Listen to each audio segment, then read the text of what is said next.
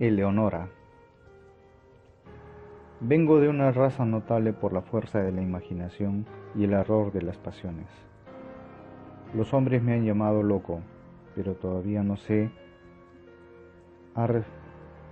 Los hombres me han llamado loco, pero todavía no se ha resuelto la cuestión de si locura es o no la forma más elevada de la inteligencia. Si mucho de lo glorioso, si todo lo profundo, no surgen de una enfermedad del pensamiento, de estados de ánimo exaltados a expensas del intelecto general. Aquellos que sueñan de día conocen muchas cosas que escapan a los que sueñan solo de noche. En sus grises visiones obtienen atisbos de eternidad y se estremecen, al despertar, descubriendo que han estado al borde de un gran secreto. De un modo fragmentario aprenden algo de la sabiduría propia y mucho más del puro conocimiento propio del mal. Penetran, aunque sin timón ni brújula, en el vasto océano de la luz inefable, y otra vez, como los aventureros del geógrafo Nubio, agresi sum mare tenebrarum quid in eo esset exploraturi. Diremos pues que estoy loco. Concedo por lo menos que hay dos estados distintos de mi existencia mental. El estado de razón lúcida, que no puede discutirse y pertenece a la memoria de los sucesos de la primera época de mi vida, y en un estado de sombra y duda, que pertenece al presente y a los recuerdos que constituyen la segunda era de mi existencia. Por eso, creed que lo que contaré del primer periodo y a lo que pueda referir el último, otorgad tan solo consideración que merezca, o dudad resueltamente, y, si no podéis dudar, haced lo que Edipo ante el enigma. La amada de mi juventud, de quien recibo ahora, con calma, claramente, estos recuerdos, era la única hija de la hermana de mi madre, que había muerto hace largo tiempo. Mi prima se llamaba Eleonora. Siempre habíamos vivido juntos, bajo un sol tropical, en el valle de la hierba irisada. Nadie llegó jamás sin guía a aquel valle, pues quedaba muy apartado, entre una cadena de gigantescas colinas que lo rodeaban con sus promontorios, impidiendo que entrara luz en sus más bellos escondrijos. No había sendero quebrantado en su vecindad, y para llegar a nuestra feliz morada era preciso apartar con fuerza el follaje de miles de árboles forestales y pisotear el esplendor de millones de flores fragrantes. Así era como vivíamos solos, sin saber nada del mundo fuera del valle, yo, mi prima y su madre. Desde las confusas regiones más allá de las montañas, en el extremo más alto de nuestro circundado dominio, se deslizaba un estrecho y profundo río, y no había nada más brillante salvo los ojos de Eleonora, y serpenteando furtivo en su sinuosa carrera, pasaba, al fin, a través de una sombría garganta, entre colinas aún más oscuras que aquellas de donde saliera. Lo llamábamos el río del silencio, porque parecía haber una influencia enmudecedora en su corriente. No brotaba ningún murmullo de su lecho y se deslizaba tan suavemente que los aljofarados guijarros que nos encantaba contemplar en lo hondo de su seno no se movían. En quieto contentamiento, cada uno en su antigua posición, brillando gloriosamente para siempre. Las márgenes del río y de los numerosos arroyos deslumbrantes que se deslizaban por caminos sinuosos hasta su cauce, así como los espacios, se extendía desde los márgenes descendiendo a las profundidades de las corrientes hasta tocar el lecho de guijarros en el fondo. Esos lugares, no menos que la superficie entera del valle, desde el río hasta las montañas que lo rodeaban, estaban todos alfombrados por una hierba suave y verde, espesa, corta, perfectamente uniforme y perfumada de vainilla, pero tan salpicada de amarillos ranúnculos margaritas blancas, purpúreas violetas y asfoldeos rojo rubí, que su excesiva belleza hablaba a nuestros corazones con altas voces del amor y la gloria de Dios. Y aquí y allá, en bosquecillos entre la hierba, como selvas de sueño, surgían fantásticos árboles cuyos altos y esbeltos troncos no eran rectos, mas se inclinaban graciosamente hacia la luz que asomaban a mediodía en el centro del valle. Las manchas de sus cortezas alternaban el vívido esplendor del ébano y la plata, y no había nada más suave, salvo las mejillas de Eleonora. De manera que, de no ser por el verde vivo de las enormes hojas que se derramaban desde sus cimas en largas líneas trémulas, retozando con los céfiros, podrían habérselos creído gigantescas serpientes de Siria, rindiendo homenaje a su soberano, el sol. Tomados de la mano, durante 15 años, erramos Eleonora y yo, por ese valle antes que el amor entrara en nuestros corazones. Ocurrió una tarde, al terminar el tercer lustro de su vida y cuarto de la mía, abrazados junto a los árboles serpentinos, mirando nuestras imágenes en las aguas del río del silencio, no dijimos una palabra durante el resto de aquel dulce día, y aún al siguiente nuestras palabras fueron temblorosas, escasas. Habíamos arrancado al dios Eros de aquellas ondas, y ahora sentíamos que había encendido dentro de nosotros las ígneas almas de nuestros antepasados. Las pasiones que durante siglos habían distinguido a nuestra raza llegaron al tropel con las fantasías por las cuales también eran famosas. Y juntos respiramos una dicha delirante en el valle de la hierba irísada. Un cambio sobrevino en todas las cosas.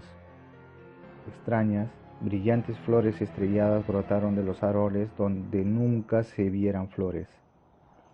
Los matices de la alfombra verde se profundizaron, y mientras una por una desaparecían las blancas margaritas, brotaban en su lugar de a 10 los asfodelos rojo rubí. Y la vida florecía en nuestros senderos, pues altos flamencos hasta entonces nunca vistos, y todos los pájaros gallos resplandecientes desplegaron su plumaje escarlata ante nosotros. Peces de oro y plata frecuentaron el río, de cuyo seno brotaban, poco a poco, un murmullo que culminó al fin en una arrolladora melodía más divina que la del arpa eólica. Y no había nada más dulce, salvo la voz de Eleonora. Y una nube voluminosa que habíamos observado largo tiempo en las regiones del Hespero flotaba en su magnificencia de oro y carmesí, y, difundiendo paz sobre nosotros, descendía cada vez más, día a día, hasta que sus bordes descansaron en las cimas de las montañas, convirtiendo toda oscuridad en esplendor y encerrándonos como para siempre en una mágica casa-prisión de grandeza y de gloria. La belleza de Leonora era la de los serafines, pero era una doncella natural e inocente, como la breve vida que había llevado entre las flores. Ningún artificio escondía el ferviente amor que animaba su corazón, y examinaba conmigo los escondrijos más recónditos mientras caminábamos juntos por el valle de la hierba irísada, y discurríamos sobre los grandes cambios que se habían producido en los últimos tiempos.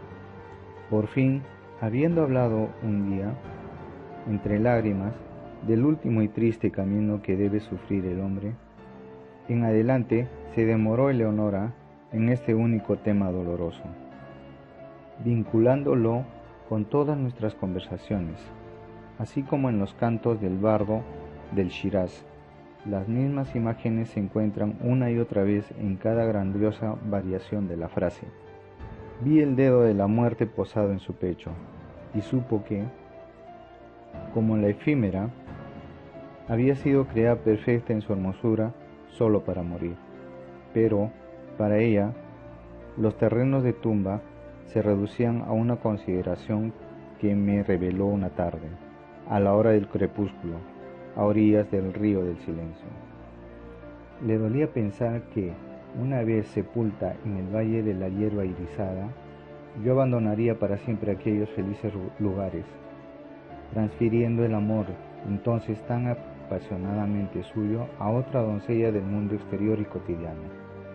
Y entonces, allí, me arrojé precipitadamente a los pies de Leonora, y juré ante ella y ante el cielo que nunca me uniría en matrimonio con ninguna hija de la tierra, que en modo alguno me mostraría desleal a su querida memoria o a la memoria del abnegado cariño cuya bendición había yo recibido. Invoqué al poderoso amo del universo como testigo de la piadosa solemnidad de mi juramento y la maldición de él o de ella, santo en el Eliseo, que invoqué si traicionaba aquella promesa. Implicaba un castigo tan horrendo que no puedo mentarlo. Y los brillantes ojos de Leonora brillaron aún más al oír mis palabras, y suspiró como si le hubiera quitado del pecho una carga mortal, y tembló y lloró amargamente, pero aceptó el juramento. Pues, ¿qué haría sino una niña? Y el juramento la alivió en su lecho de muerte, y me dijo, pocos días después, en tranquila agonía, que, en pago de lo que yo había hecho para confortación de su alma, velaría por mí en espíritu después de su partida, y, si le era permitido, volvería en forma visible durante la vigilia nocturna. Pero si ello estaba fuera del poder de las almas en el paraíso, por lo menos me daría frecuentes indicios de su presencia, suspirando sobre mí en los vientos vesperales, o colmando el aire que yo respiraba con el perfume de los incensarios angélicos.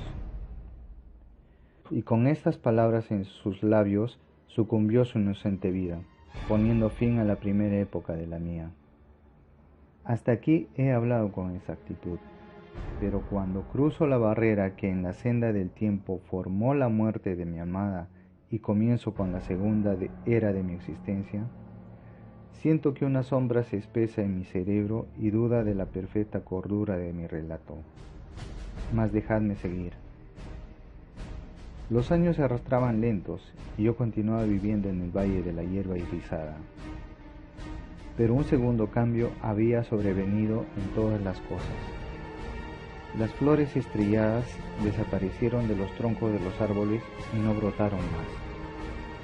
Los matices de la alfombra verde se desvanecieron y uno por uno fueron marchitándose los asfoldelos rojo y rubí, y en lugar de ellos brotaron de 10 oscuras violetas como ojos, que se retorcían desosegados y estaban siempre llenas de rocío. Y la vida se retiraba de nuestros senderos, pues el alto flamenco ya no desplegaba su plumaje escarlata ante nosotros, mas voló tristemente del valle a las colinas, con todos los gallos pájaros brillantes que habían llegado en su compañía, y los peces de oro y plata nadaron a través de la garganta hasta el confín del más hondo de su dominio y nunca más adornaron el dulce río. Y la arrulladora melodía, más suave que el arpa eólica y más divina que todo, salvo la voz de Leonora, fue muriendo poco a poco, en murmullos cada vez más sordos, hasta que la corriente tornó, al fin, a toda la solemnidad de su silencio originario. Y por último, la voluminosa nube se levantó y, abandonando los picos de las montañas a la antigua oscuridad, retornó a las regiones del Éspero y se llegó sus múltiples resplandores dorados y magníficos del valle de la hierba irisada. Pero las promesas de Leonora no cayeron en el olvido, pues escuché el balanceo de los incensarios angélicos y las olas de un perfume sagrado flotaban siempre en el valle. Y en las horas solitarias, cuando mi corazón latía pesadamente, los vientos que bañaban mi frente me llegaban cargados de suaves suspiros, y murmullos confusos llenaban a menudo el aire nocturno. Y una vez, pero solo una vez, me despertó de un sueño, como el sueño de la muerte, la presión de unos labios espirituales sobre los míos. Pero, aún así, declinaba llenarse el vacío de mi corazón. Anhelaba el amor que antes lo colmara hasta derramarse. Al final, el valle me dolía por los recuerdos de Eleonora, y lo abandoné para siempre en busca de las vanidades y los turbulentos triunfos del mundo.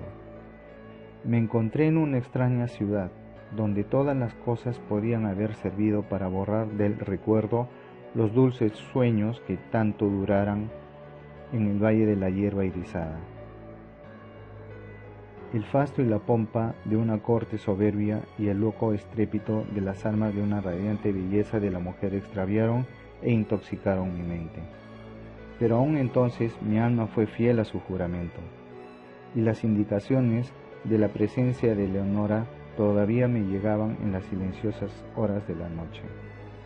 De pronto cesaron estas manifestaciones, y el mundo se oscureció ante mis ojos y quedé aterrado ante los abrasadores pensamientos que me poseyeron, ante las terribles tentaciones que me acosaron, pues llegó de alguna lejanísima tierra desconocida, a la alegre corte del rey, a quien yo servía, una doncella ante cuya belleza mi corazón desleal se doblegó enseguida, a cuyos pies me incliné sin una lucha, con la más ardiente, con la más abyecta adoración amorosa. ¿Qué era en verdad mi pasión por la jovencita del valle en comparación con el ardor y el delirio y el arrebatado éxtasis de la adoración con que vertía toda mi alma en lágrimas a los pies de la etérea Enmergarda? ¡Ah, brillante serafín Enmergarda! Y sabiéndolo, no me quedaba lugar para ninguna otra. ¡Ah, divino ángel Enmergarda! Y al mirar en las profundidades de sus ojos, donde moraba el recuerdo, solo pensé en ellos y en ella. Me casé. No temí la maldición que había invocado, y su amargura no me visitó.